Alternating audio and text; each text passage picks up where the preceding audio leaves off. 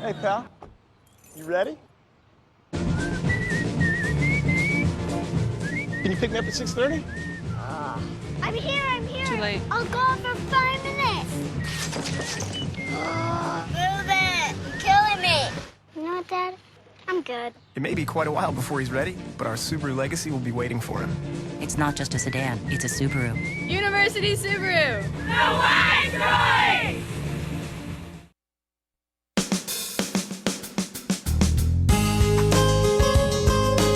Good morning and welcome to Radio Friends on Wednesday, April 20th.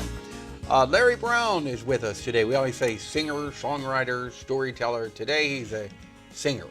Singer mostly today. Yeah. All right, Larry Brown, good to have you with us. Good morning. You're going to do a story about the Earth today? Well, it's a song that it's about Earth, but it's about more than that. And after I do the song, I'll tell you, I'll actually share with you what the author of the song said about the song. Okay. The song's called The Flower That Shattered the Stone, and John Denver recorded it in 1990, but it was written a few years ago before that by an Australian, and I'll tell you that story. Okay, so here's Larry Brown with The Flower That Shattered the Stone.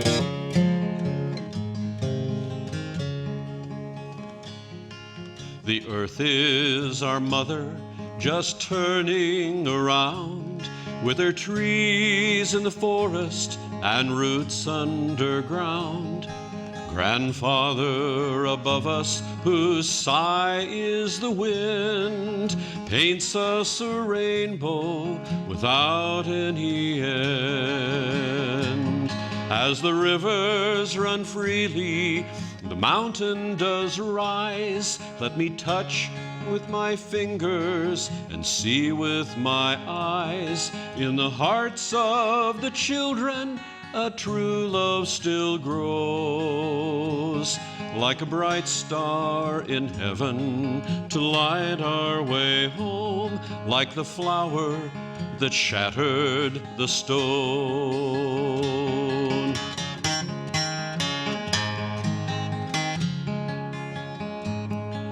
Sparrows find freedom beholding the sun. In the infinite wisdom, we're all made as one. I reach out beyond me and look to the sky. Did I hear someone whisper? Did something pass by?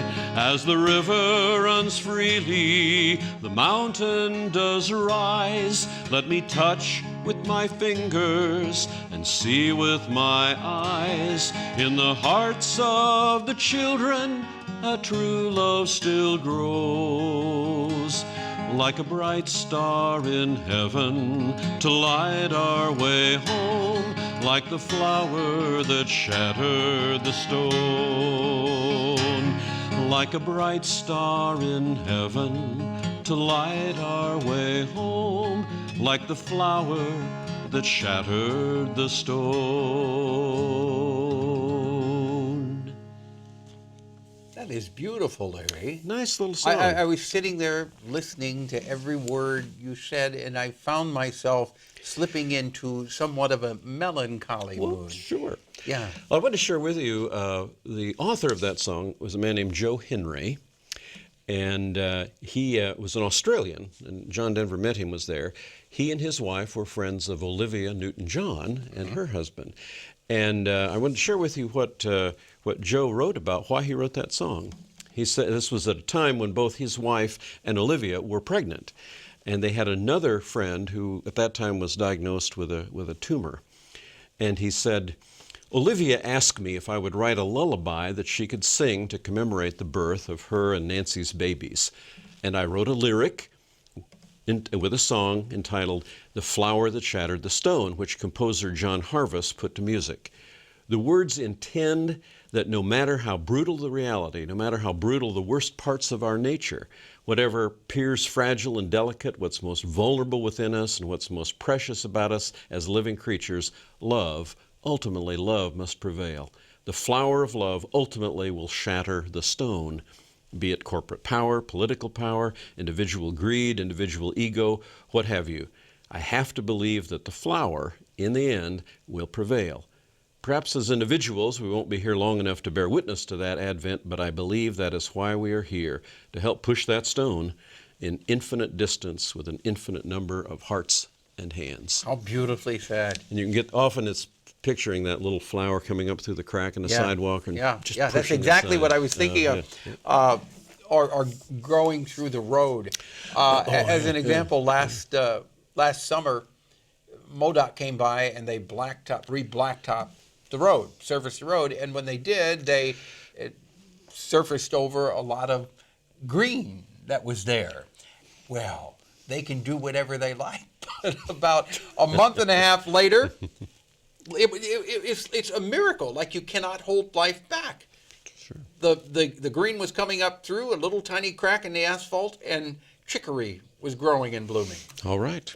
Yeah. And we're, of course, celebrating Earth Day this week, and it's a reminder, too, that we can cooperate with those things. Yeah. We can try to resist, but again, the message of this song is, no, this stuff will persist. Yeah. It seems to be fragile. Yeah, Yes.